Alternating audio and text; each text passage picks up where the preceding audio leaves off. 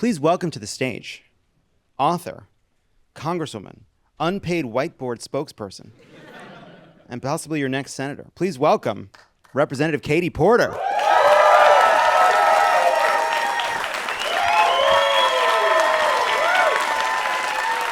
Hi, good to see you. We're gonna shake hands. Hi. So formal. Thanks for being here. Yeah, absolutely. I'm excited. So you have a book. It's called I Swear, Politics is Messier Than My Minivan. Let's talk about whose car is messier. Now, you're a single parent, and I'm disgusting. I have 17 cup holders in my minivan. That's how many cup holders come in a Toyota Sienna? 17. So that's a lot of kind of stuff. Sloshing. Yeah. What's our drive-through habit? What are we talking about? How many wrappers are in the footwell? What are we looking at here? I would say not a ton of wrappers, but a lot of like glitter, sand, like library books, abandoned toys. There were a lot of Happy Meal toys there at one generation. Some of them are still there for my kids. So I would say not so much wrappers, but just it's pretty random. Now let me ask you this, and this is going to be the hardest question I ask. Are you going to be honest and admit that they get the fries, or are you going to claim that you do the apple slices? Please, they get the fries. Okay. Like with all due respect, I'm not Cory Booker. Like, no, but and I love. By the way, you should have Cory on to talk about the Farm Bill because it's amazing. We've talked about it, but like, I am definitely not the vegan in this race. You just say that. Wow, a shot across the bow, made of meat. I mean, I'm from Iowa. What do you want from me? By Iowa standards, I'm slim. Oh wait, I have a drag word for this. Snatched? I'm snatched. By Iowa standards. Like You were backstage with Alaska. This is a medium by Iowa standards. All right. Now I have a serious question. I'm genuinely worried that we're going to default on the national debt, and that Republicans are going to plunge the world into a needless financial crisis whose effect will be felt most deeply by the most vulnerable people in our society for absolutely no reason whatsoever. Can we avoid that? 50-50? 50-50, I would say. So I think let me back up and make sure, because probably like zero people followed that, what it actually is about. So let me back up and kind of lay out what the Republicans are trying to do here. So the government does not have ACH, automatic debit.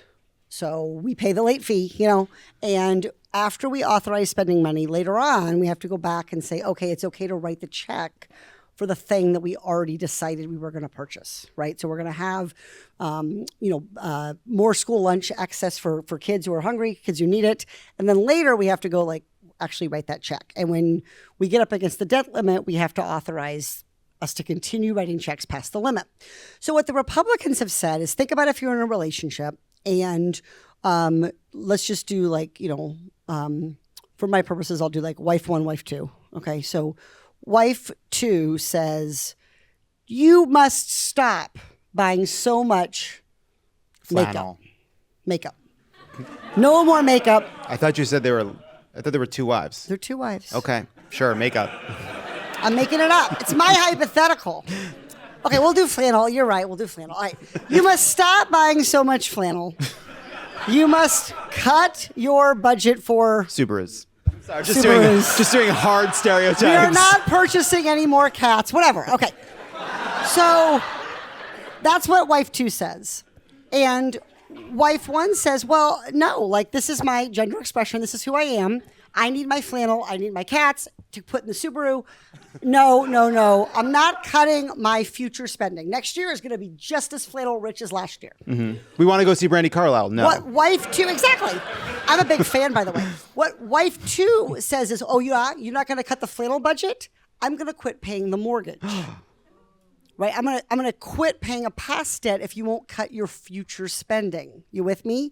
So what the Republicans are saying here is, if you don't spend less on Social Security, on healthcare, on a bunch of stuff that, who needs but everybody, then we will not pay the bills for the past debt that the government owes. So what happens in wife one and wife two situation, when she says, if you don't buy the flannel, if you don't cut your flannel budget in half, then I'm going to stop paying our mortgage, is you end up homely and homeless. And that's what the federal government's doing. Like, they're basically threatening, if you don't cut your future spending, we're going to take away something that we already have paid for. Right? And this is dumb. And I think the reason I say I think it might happen is, everybody, Congress likes to do things at the last minute. I don't know why. This is why I'm not allowed to come do the rant thing at the end, because my staff was like, no, like, absolutely not. They were like, you could definitely be on Love It or Leave It, and you absolutely cannot do the rant thing. And this is why, because Congress does things at the very, very last minute. So we may avoid it, but I think we're going to skate close. And part of the reason that we're not negotiating is McCarthy he's not in charge. Yeah. Right? He's like queen of the dipshits. Right? Like, he doesn't, like... Title. And he doesn't actually know what... These people don't know what they want. They don't want the same thing. Nobody's really in charge. And so he can't... I think the reason Joe Biden is saying, like, I'm not negotiating with you is... He doesn't really have anything to offer, right? Because he's not in charge of these people. Well, they've already passed a draconian bill that would sort of eviscerate the government. And the only reason it could get through is a bunch of people that want to do even more damage, compromise with Kevin McCarthy to just pass this thing that has no hopes of passing, even among Republicans in the Senate. So in that context, there's other sort of backdoor kind of heisty ideas out there. There's what's called the discharge position, which is a kind of procedural way for Democrats to force a vote. There's minting $1 trillion coin, which is weird because why not do 10 $100 billion coins and have it be less funny? Because that stuff is actually made of real metal. Like, the penny costs more to produce than a penny. Well, probably, yeah. But they'll start melting down pennies. They could melt them all down into one big, huge. Yeah. It's hard to make money on that arbitrage, though. It's not a big difference. Yeah. You got to go through a lot of pennies to really make it worth it. So they do have other things they can do. And look, if I were Janet Yellen, the Secretary of the Treasury, and I knew who these players were, I would definitely say that we were going to hit the debt limit. On June 1st. Knowing it's like when you're going out with your friend and they're always late and you're like, the reservation's at 5:30. See, I'm a suburban mom. That's what time we have dinner. The reservation is like at 10 and it's at 10:30, but that person's always late. And so you cap. And so I think that's... So Janet Yellen is saying June 1st, but Janet whispering saying maybe it's like August June, or July. Yeah. Or maybe it's even June 15th. I don't know how far she's going, but she's giving herself a little wiggle room. Yeah. Now, what do you think about the 14th Amendment and the fact that it basically says that the government has to pay its debts? That hasn't been used before, but we're getting close to the edge here. What are you going to do with that? Like, you're gonna take your pocket constitution out and like read aloud from it on the House floor? Like, one of the problems with a lot of these constitutional provisions is like there's no way to actually, there's not like an enforcement mechanism, right? So it's not like you get electroshocked as Congress when you don't follow the Constitution. Like, shame. We trample all over it all the time, right? It's a real shame that's not how it works. I could totally see my colleagues lining up to give these robust speeches about the 14th Amendment, and then I can imagine like nobody caring. Because can't Biden just be like, the 14th Amendment applies, I have to pay these even though the Congress hasn't authorized it? I don't know. Maybe. I hope we don't get to that. I think that Joe Biden's strength is not winging it. So I think one of his strengths is that he's steady. He doesn't take the bait, and I think he's really smart here to just be like, I'm not negotiating with terrorists. Like, I'm just gonna wait it out and wait till you figure out a plan. So Senator Dianne Feinstein put out a statement today, facing a lot of pressure, obviously, for her absence from the Senate and the Judiciary Committee. Once again, reiterating her plan to return and addressing a little bit some of the issues around her absence from some of these votes for judges. What do you make of this situation? Do you believe California is well represented in the Senate right now? What would you like to see happen? So I would say that I declared in January to run to be California's next senator. I would not have done that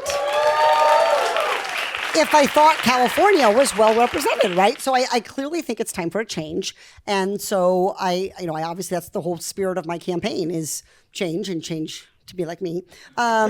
So that's Change into this. So that's the nature of the campaign. I will say that, I don't have any secret information. Like, the pulse oximeter is I'm not reading it on my little phone app. I don't know how she is. I hope she's recovering.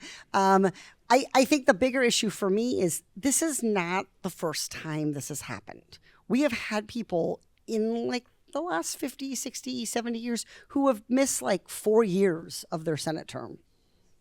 So this is going to keep happening. John Fetterman sought treatment for depression, for mental health. Al Gore's son was in a terrible car accident. He was out for a long time. So I think the larger issue here is the Senate going to actually write some rules that work? Are they going to actually fix their own shit, right? And so the filibuster doesn't work. Now we find out that their rules on replacing people on committees don't work. They need policies that deal with the reality that people are sometimes not going to show up. They're not going to be able to show up. And so they need to have a system for replacing that. And we just need a bigger majority. We all want to be pushing more on that.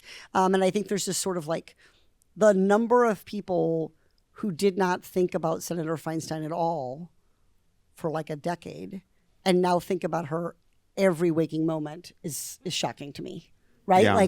Now everybody's sort of constantly, what about our senator? And it's what about her? And where were they when there was an election when Senator Dianne Feinstein was going to be 89?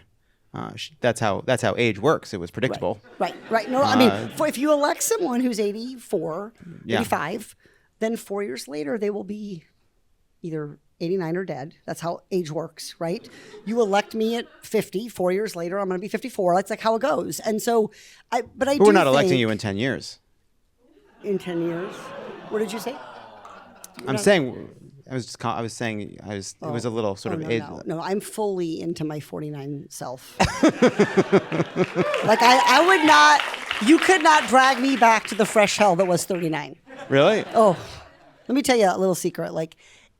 I think there's a point where aging starts to suck. I'm not there yet.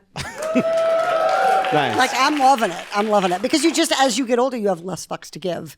And it's really, really great. So each decade you just chuck a few fucks. And then by the time as far as I can tell, by the time you hit 50, it's the best. Well, I would say Dianne Feinstein's barrel of fucks is empty. Well, maybe, John. That's why she doesn't care that people want her to. Yeah, I agree. People are calling for her to resign, and her barrel's empty, so she doesn't care. Yeah. I think she's going to do what she's going to do. Yeah. All right. Well, we would be remiss if we didn't have Congresswoman Porter tell us what she would do if she were queen for a day. Nice. There's a McDonald's, an In-N-Out, a Taco Bell, and a Del Taco at an incredible corner. Where are you stopping? This is every corner in Irvine. Yeah. I just want to emphasize, I don't know if you've been to Irvine, but literally, I think I live on this corner, in my actual neighborhood. What were my choices again? In-N-Out? McDonald's, In-N-Out, Taco Bell, Del Taco. Del Taco for the fries. Wow, that is truly unhinged. The fries are good. The fries are good. They are, aren't they? They're crinkle cut. They're crinkle cut. Fries they are crinkle cut. Good Del Taco does have crinkle cut fries. Be able to get fries at a taco place it's totally fucked up, but those fries are tasty. And here's the other thing: when I ran for Congress, everything in Irvine closes at 7:30, and so when I ran for Congress, I would, the first time I would have all these events like tonight. When I go home, the only thing open is the Del Taco. Do I have to sell my Tesla? For a minivan? All right. I mean, I'm not a Tesla person. I am not the Tesla candidate in this race. Should people who come to I'll throw that down. Wow, look what's happening. Look at this. Another missile of meat fired. Should people who come to a stop sign first but then wave you through like they're being nice even though they just introduced chaos, go to jail? No, I'm not on the incarceration okay. Thing. But I do think that when you drive, one of the benefits of driving a minivan is you can just, you don't have to watch those people because your car is just, you have 17 cup holders. You will go through the intersection and they will be stopping, whether it's voluntarily or because they hit you. You will be proceeding and they will be stopping. But I will say my license plate is OVRSITE. It spells out oversight. Wow. And one of the things I did not think through when I got this was, besides being very identifiable, is that people actually expect you to be a really careful driver. because you've like announced I follow the rules. So like I must come to a complete stop. I must use turn signals, like all of that. And you do. I do. And you do. I do. I don't know. I do. I think you might move fast down those streets. I think you got to. I whip it once I get going. I didn't say.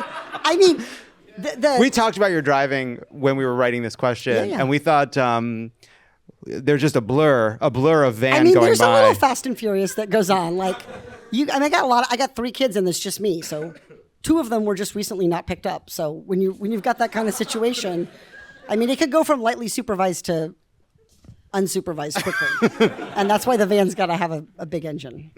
When Republicans find out, oh no, I'm skipping this one. That was a crazy question. Would you describe yourself as a single mom who works too hard, loves her kids, and never stops, with gentle hands and the heart of a fighter, or is that Reba?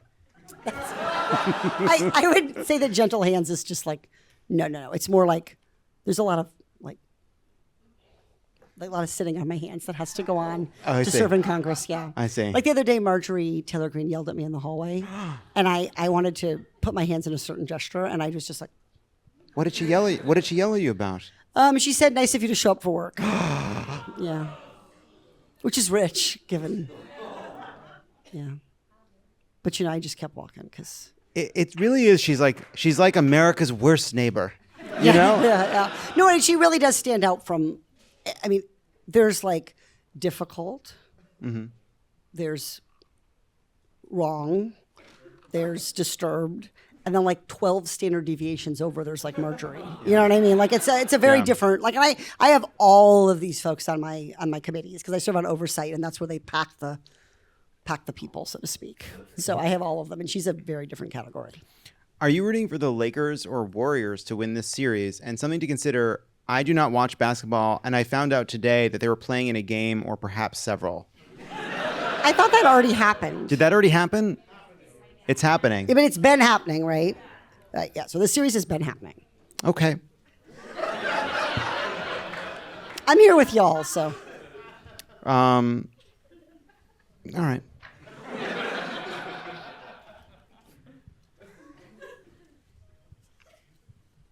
Are you ready now?